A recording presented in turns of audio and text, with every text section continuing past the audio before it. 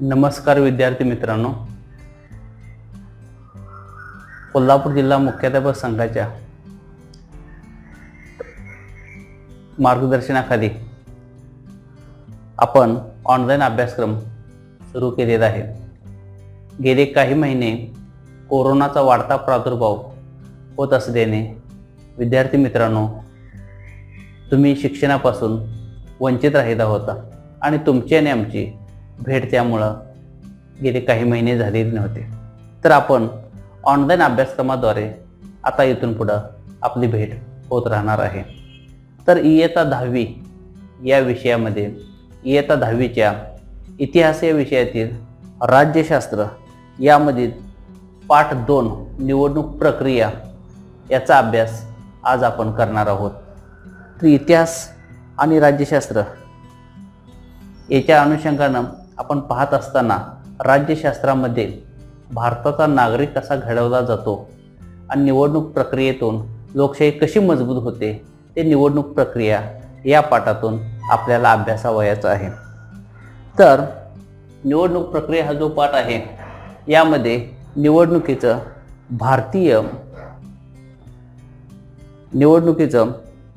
भारतीय लोकशाहीमध्ये काय महत्त्व आहे हे जाणून घेणं गरजेचं आहे.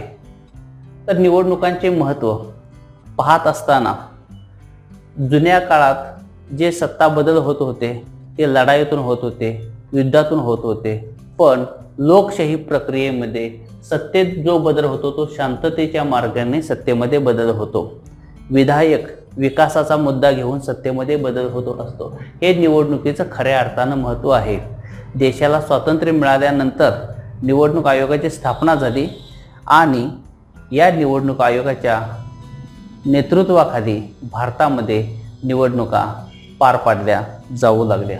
यामध्ये बघा, निवडणुकीचं महत्त्व समजून घेत असताना जनतेकडून प्रतिनिधींची निवड केली जाते.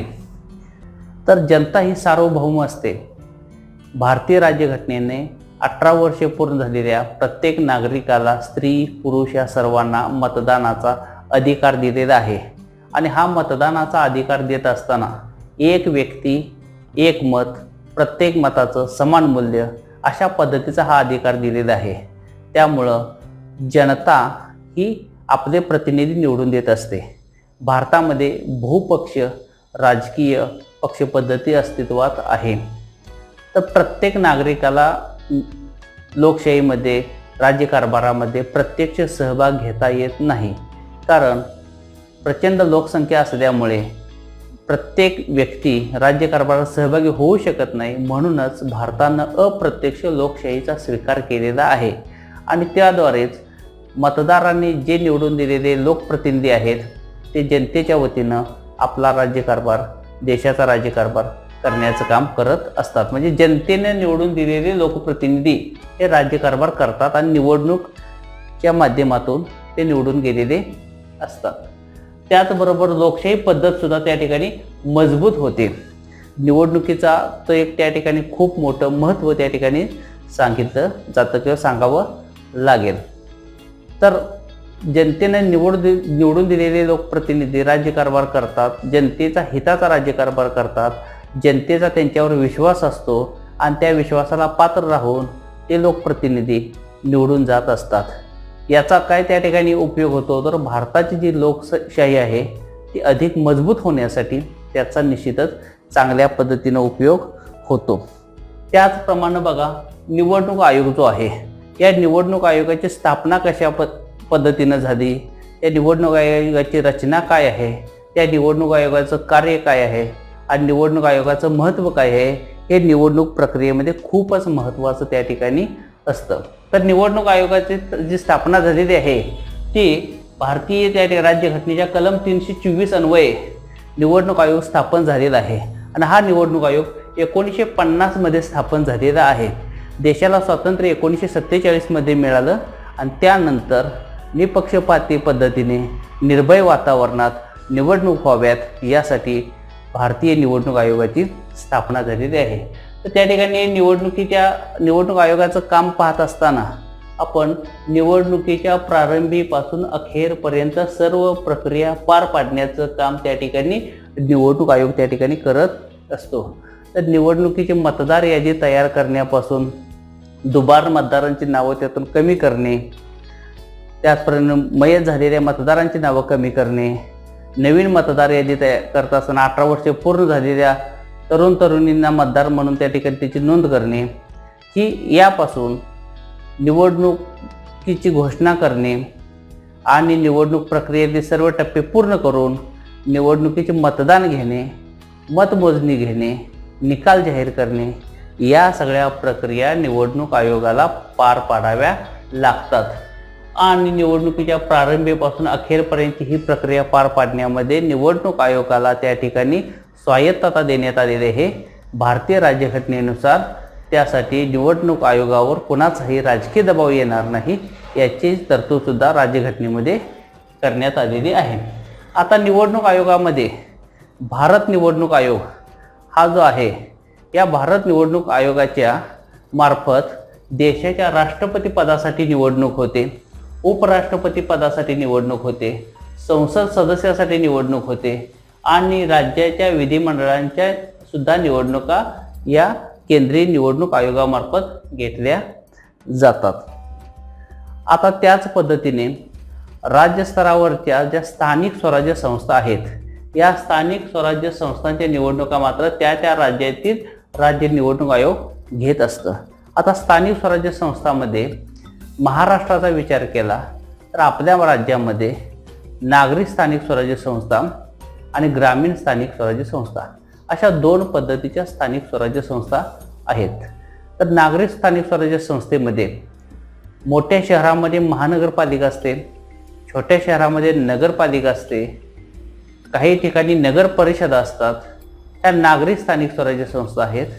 त्याचप्रमाणे ग्रामीण स्थानिक स्वराज्य संस्थेमध्ये जिल्हा स्तरावर जिल्हा परिषद असते, तालुका स्तरावर तालुका पंचायत समिती असते आणि ग्रामीण स्तरावर ग्रामपंचायत असते.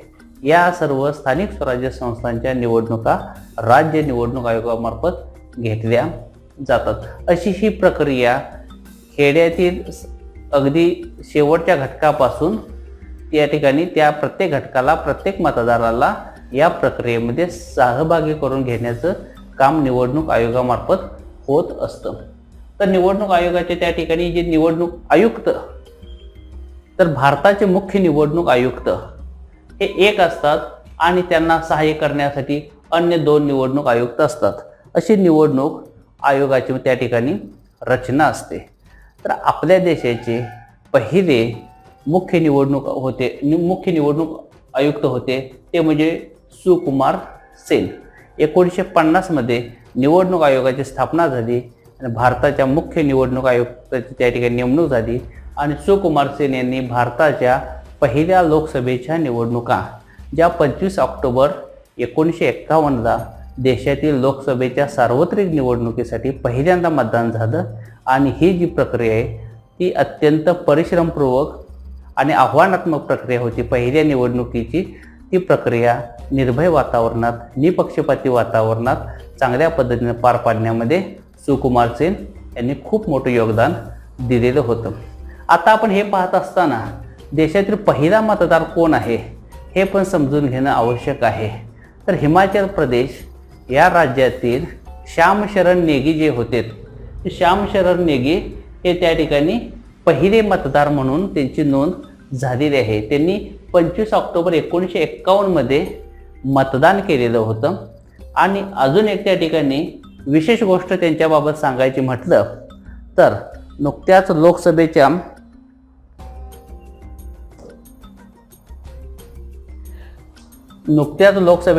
ज्या निवडणुका त्या ठिकाणी झालेल्या होत्या त्या लोकसभेच्या एप्रिल 2019च्या निवडणुकीमध्ये श्याम शरण नेगी यांनी मतदान केलेलं होतं.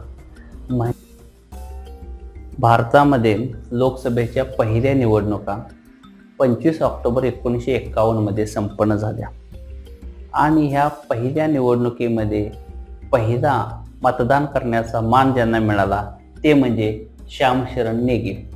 हिमाचल प्रदेशमधील या मतदारांनी 25 ऑक्टोबर 1951ला मतदान केलं. त्यांच्या बाबतीत आणखी एक महत्त्वाची गोष्ट सांगावीशी वाटते, ते म्हणजे गेल्या वर्षी 2019मध्ये ज्या लोकसभेच्या निवडणुका झाल्या त्या निवडणुकीमध्ये सुद्धा श्यामशरण नेगी यांनी मतदान केलेलं होतं. म्हणजे आजपर्यंतच्या भारताच्या लोकसभेच्या सर्व निवडणुकांमध्ये मतदान करणारे व्यक्ती म्हणून त्यांच्याकडं पाहिलं जातं. त्याचप्रमाणे निवडणूक आयोगाची रचना आणि काम आणि कर्तव्य पाहत असतानाच आपल्याला निवडणूक आयोगाची जी काही कामं आहेत प्रामुख्यानं ती पाहणं अत्यंत गरजेचं आहे.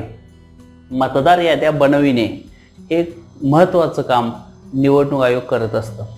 या मतदार याद्या बनवत असताना ज्या मतदारांचे दुबार 2 ठिकाणी 3 ठिकाणी नावं असतील तर ती कमी करण्याचं कामसुद्धा निवडणूक आयोग करत असतं. त्याचप्रमाणे ज्यांचे 18 वर्षे वय पूर्ण झालेले आहे अशा सर्व युवक आणि युवतींचे मतदान नोंद करण्याचं काम नवीन मतदार यादीनुसार केलं जातं. त्याचप्रमाणे मतदार यादीत ज्यांची नोंद झालेली आहे त्या सर्व मतदारांना मतदान ओळखपत्र देण्याचं कामसुद्धा निवडणूक आयोग करत असतं. भारताच्या लोकशाहीचा अभ्यास केला तर जगात जे काही लोकशाही प्रधान देश आहेत त्यामध्ये सर्वाधिक लोकसंख्या असणारा आणि सर्वाधिक मतदार संख्या असणारा देश म्हणून भारताकडं पाहिलं जातं. आणि एक आव्हानात्मक काम असतं ते म्हणजे मतदार याद्या बनविणे आणि हे काम निवडणूक आयोग चोखपणे चांगल्या पद्धतीनं पार पाडत आलेलं आहे. त्याचप्रमाणे निवडणूक आयोगाचं दुसरं महत्त्वाचं काम म्हणजे निवडणुकीचा कार्यक्रम तयार करणे. ती लोकसभेची निवडणूक असू दे, राज्याच्या विधानसभेची निवडणूक असू दे किंवा स्थानिक स्वराज्य संस्थांच्या निवडणुका असू देत, या सर्व निवडणूक कार्यक्रम सुरुवातीपासून शेवटपर्यंत पूर्ण करण्याचं काम त्या ठिकाणी निवडणूक आयोग करत असतं. आता संसदेच्या निवडणुका असतील, राज्य विधिमंडळाच्या निवडणुका असतील, या निवडणुका पार पाडण्यासाठी केंद्रीय निवडणूक आयोग असतो. आता हा निवडणूक आयोग त्या ठिकाणी ही प्रक्रिया पूर्ण करत असताना निवडणुकीचा कार्यक्रम जाहीर करत असतो. निवडणुकीचा कार्यक्रम जाहीर झाल्यानंतर त्या ठिकाणी निवडणुकीच्या संपूर्ण कार्यक्रमाचं संचालन करण्याचं काम निवडणूक आयोग करत असतो.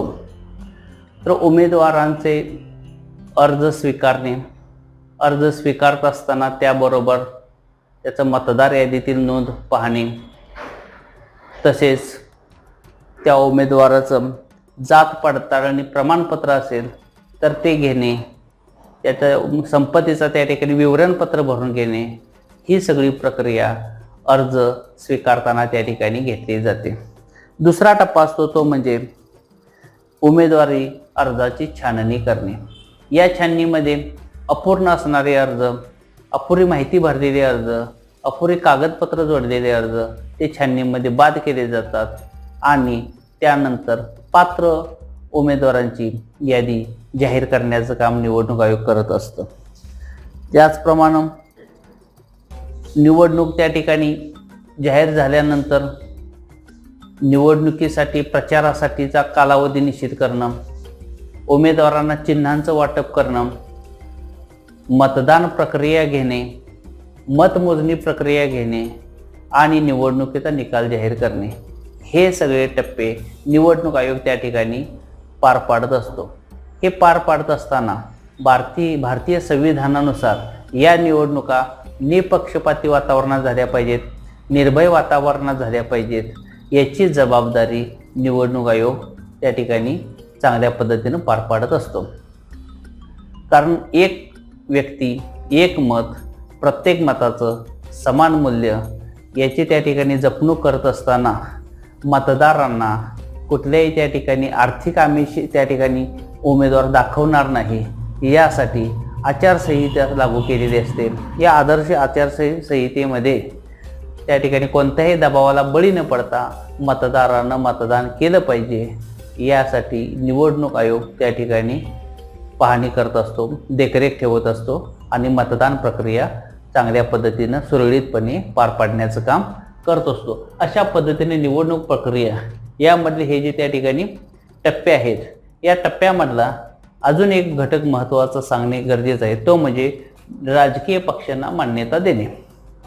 भारतानं बहुपक्ष पद्धती स्वीकारलेली आहे आणि या बहुपक्ष पद्धतीमध्ये जे राजकीय पक्ष आहेत त्या राजकीय पक्षांच्या बरोबरच अपक्ष उमेदवार सुद्धा निवडणूक लढवू शकतो आणि परिणामी राज्यघटनेच्या तत्वानुसार निवडणूक आयोग वेगवेगळ्या राजकीय पक्षांना मान्यता देण्याचंही काम करत असतो आणि हे राजकीय पक्ष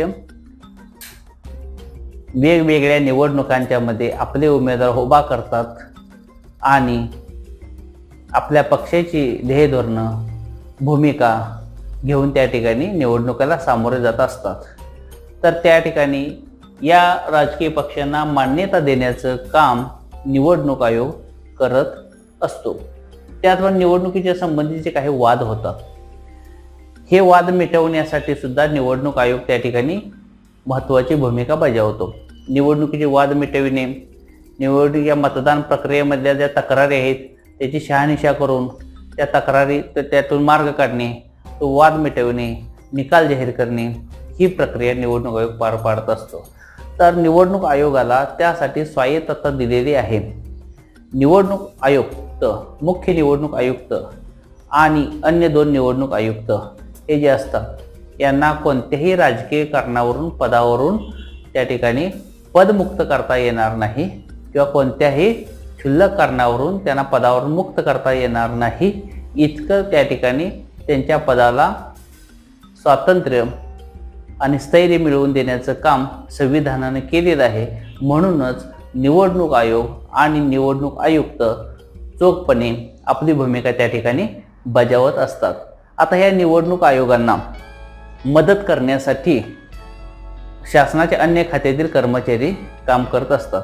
निवडणूक आयोगाकडे स्वतःचा कर्मचारी वर्ग निवडणूक प्रक्रिया पार पाडण्यासाठी नसतो. त्यामुळे यांना मदत करण्यासाठी शासनाच्या वेगवेगळ्या खात्यातील कर्मचाऱ्यांचा उपयोग निवडणूक प्रक्रिया पार पाडण्यासाठी होत असतो. त्याचप्रमाणे शिक्षकांची मोठ्या संख्येनं मदत निवडणूक प्रक्रिया पार पाडण्यासाठी होत असते.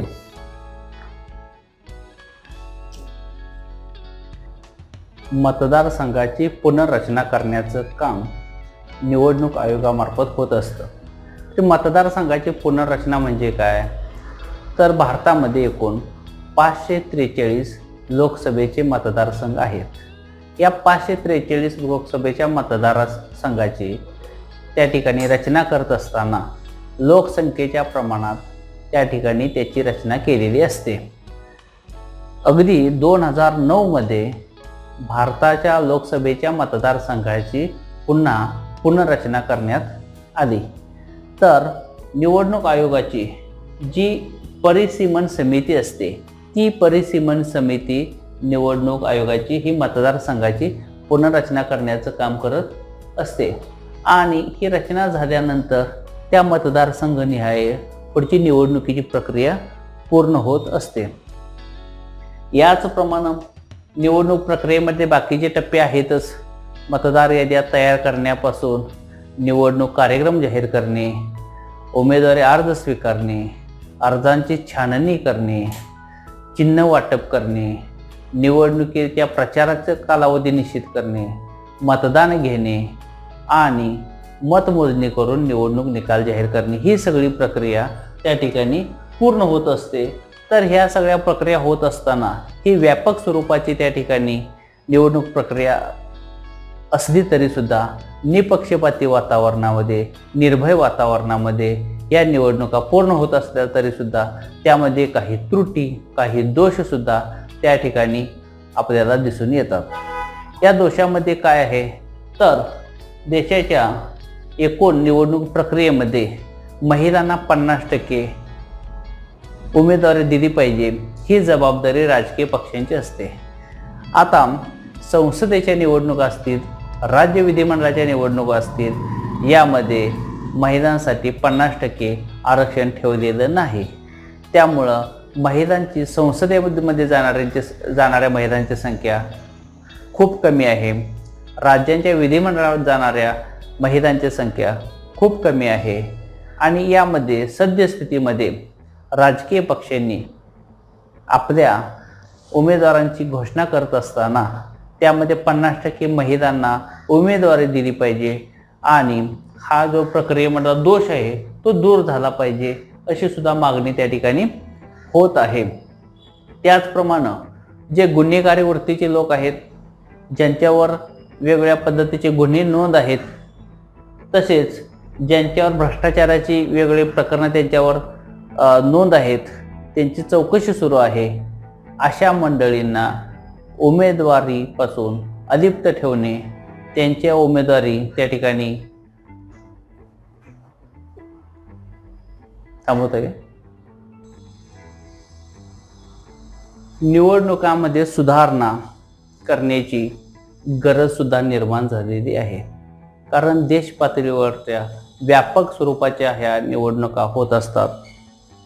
या निवडणुकीमध्ये आजपर्यंत ज्या निवडणुका झाल्या त्याच्यातून काही दोष, काही त्रुटीसुद्धा त्या ठिकाणी समोर आलेले आपल्याला पाहायला मिळतात। यामध्ये स्त्री पुरुष समानता ही संविधानानं जरी दिलेली असती तरीसुद्धा भारताच्या संसदेमध्ये किंवा राज्यांच्या विधिमंडळामध्ये महिलांना 50% निवडणुकीचे आरक्षण अजूनही दिलेलं नाही। त्यामुळे आजपर्यंत देशाच्या संसदेसाठी, लोकसभागृहासाठी ज्या निवडणुका झाल्या त्यामध्ये महिलांची संख्या सभागृहातील नेहमीच कमी राहिलेली आहे। राज्याच्या विधिमंडळामध्ये सुद्धा महिलांची संख्या नेहमीच कमी राहिलेली आहे आणि यामध्ये दुरुस्ती होण्यासाठी विधिमंडळामध्ये आणि संसदेच्या सभागृहामध्ये महिलांना 50% आरक्षण असेल तर हा मोठा दोष जो राहिलेला आहे तो दूर होऊ शकतो। सद्यस्थितीत मात्र राजकीय पक्षांनी आपल्या पक्षाचे उमेदवार घोषित करताना आपल्या पक्षामध्ये 50% महिलांना उमेदवारीची संधी दिली तर निश्चितच त्यामध्ये दुरुस्ती होईल, बदल होईल, हे मात्र निश्चित आहे। त्याचप्रमाणे ह्या निवडणूक सुधारणेची गरज पाहत असताना यातला अजून एक त्रुटी आपल्याला जाणवते, ती म्हणजे गुन्हेगारी वृत्तीचे लोक निवडणुकीमध्ये निवडून जातात किंवा ज्यांच्यावर भ्रष्टाचाराचे आरोप आहेत अशी सुद्धा मंडळी निवडणुकीमध्ये निवडून जातात। त्यासाठी यामध्ये ज्यांच्यावर गुन्हेगारीची नोंद आहेत वेगवेगळ्या ठिकाणी, त्याचा निकाल लागत नाही तोपर्यंत, ज्यांच्यावर भ्रष्टाचाराचे आरोप आहेत अशा मंडळींचा निकाल लागत नाही तोपर्यंत त्यांना निवडणूक लढवण्यापासून बंदी घालणे, या गोष्टी होणं आवश्यक आहे। म्हणजे निवडणुकीच्या सुधारणांची सुद्धा गरज त्या ठिकाणी निर्माण झालेली आहे। एकंदरीतच निवडणूक प्रक्रिया ही व्यापक स्वरूपाची ही प्रक्रिया आहे। खेड्यातील सर्वसामान्य घटकापासून देशातील त्या ठिकाणी सर्वोच्च सभागृह, लोकसभेमध्ये, राज्यसभेमध्ये जाण्यापर्यंत ही जी व्यापक स्वरूपाची प्रक्रिया आहे, ही व्यापक स्वरूपाची प्रक्रिया सातत्याने सुरू आहे आणि देशाची लोकशाही अधिक मजबूत बनत आहे, अधिक त्या ठिकाणी सक्षम बनत आहे आणि जनतेचा लोकशाही प्रक्रियेवरचा विश्वास दिवसेंदिवस वाढत आहे आणि भारतीय लोकशाही मजबूत बनत आहे।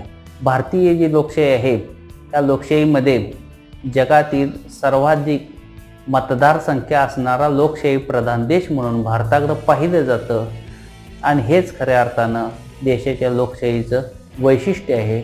आणि ही सगळी प्रक्रिया पार पाडत असताना निवडणूक आयोगाची भूमिका अत्यंत महत्त्वाची ठरलेली आहे। संविधानानं निवडणूक आयोगाला स्वायत्तता दिलेली आहे आणि स्वायत्तता दिलेली असल्यामुळं निवडणूक आयोग भारताची निवडणूक प्रक्रिया पार पाडत असताना ती निपक्षपाती वातावरणात निवडणूक प्रक्रिया पार पडली पाहिजे, निर्भय वातावरणात पार पडली पाहिजे, कुठल्याही आमिषाला मतदार बळी पडता कामा नये, यासाठी दक्षता घेण्याचं काम त्या ठिकाणी निवडणूक आयोग करतो आणि निवडणूक आयोगाला त्या ठिकाणी स्वायत्तता दिलेली असल्यामुळं कोणताही राजकीय दबाव निवडणूक आयोगावर त्या ठिकाणी येऊ शकत नाही। अशा रीतीने आपण ही निवडणूक प्रक्रिया पाहिलेली आहे। विद्यार्थी मित्रांनो, जसं तुम्ही शालेय मंत्रिमंडळाच्या निवडणुका घेता त्याचंच त्या ठिकाणी व्यापक आणि विस्तारित रूप म्हणजे हे भारताच्या निवडणूक प्रक्रिया म्हणून आपण त्याच्याकडे पाहत असतो। धन्यवाद।